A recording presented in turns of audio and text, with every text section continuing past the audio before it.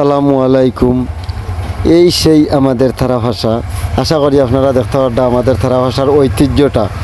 এই যে বাঙ্গা রাস্তার মাঝে আমরা যে অসহায় মানুষগুলা যে বসবাস করতাম, কীরকম করতাম আর কীরকম চলাফেরা করতাম আপনারা একটুকটা দেখোকা।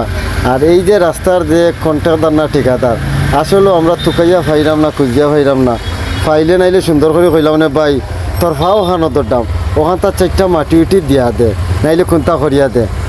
এদিনও একজন মহিলা মানুষের সারা বুর্গা বরিয়া একবার।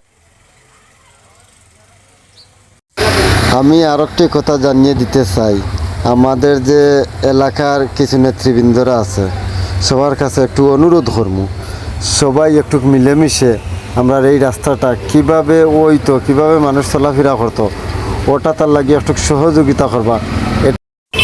আপনারা দেখুকা এই রাস্তার হাল অবস্থা কি হয়েছে, কিন্তু আপনারা আশা করতাম আপনারা কাছে সবাই ভিডিওটা শেয়ার করে দিবা, যাতে দেশ বিদেশের মানুষও দেখতে পারে আমাদের থেরাবাসা বাজারের অবস্থাটা কি, এবং টেংরা বাজার গেলে রাস্তাটা কীরকম আর থেরাবাসা আইলে রাস্তাটা কীরকম। আমাদের কিছু কিছু মানুষ এই থেরাবাসা আসতে চায় না, মানুষে গিন নাই, কারণ কিস্তালেই গিন নাই এই রাস্তার পরিস্থিতি দেখিয়া। কিন্তু সবার কাছে অনুরোধ করবো ভিডিওটা একটু শেয়ার করে দিবা, সবাইরে দেখার সুযোগ করে দিবা। কারণ হইছে একজন রুগী লইয়া যে হসপিটাল যাইবাই এই ক্ষমতা খেউরিন নাই। গাড়ি গুড়ির অবস্থা ও দেখানি, গাড়ি কতটুক গাড়ি থাকাটা ডুবছে।